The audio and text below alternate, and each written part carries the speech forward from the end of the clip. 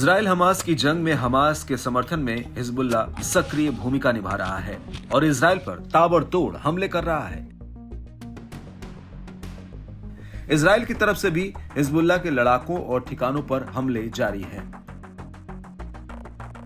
हाल ही में इजराइल पर लेबनान की तरफ से हमला किया गया और इसके कुछ ही घंटे बाद इजराइल ने बुधवार को हिजबुल्लाह पर बड़े पैमाने पर हवाई हमले किए।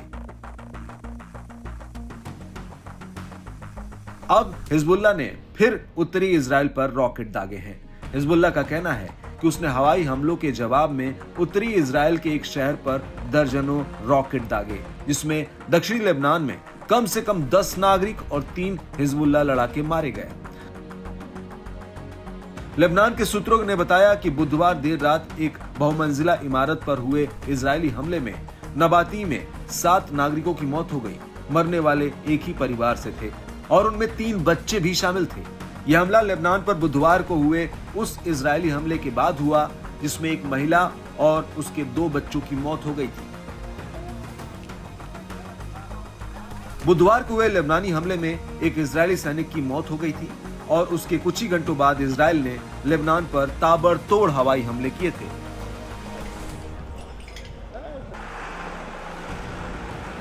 संयुक्त राष्ट्र ने एक के बाद एक हो रहे ताबड़तोड़ हमलों को खतरनाक वृद्धि कहा है और इसे रोकने का भी आग्रह किया है।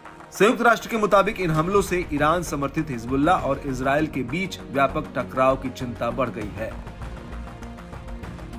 गुरुवार को दक्षिण लेबनान में और अधिक इजरायली हमलों की सूचना मिली और लेबनान के कार्यवाहक प्रधानमंत्री नजीब मिकाती ने हमलों में बढ़ोतरी की निंदा की।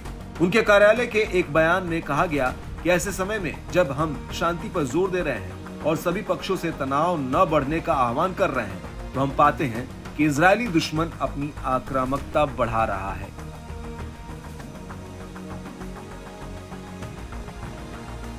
इजरायली सरकार के प्रवक्ता एवी हाइमन ने कहा कि हिजबुल्लाह को इजराइल का संदेश हमेशा रहेगा कि हमें आजमाओ मत।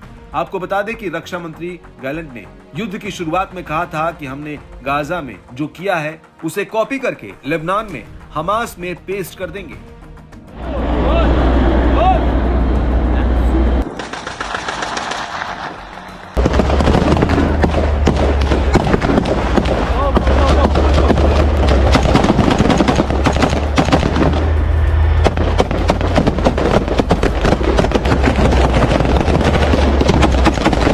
हिजबुल्लाह भी किसी मामले में पीछे हटने को तैयार नहीं है। हिजबुल्लाह प्रमुख हसन नसरल्लाह ने इस सप्ताह की शुरुआत में कहा था कि हिजबुल्लाह की गोलाबारी तभी खत्म होगी जब गाजा पट्टी पर इजराइल की आक्रामकता बंद हो जाएगी।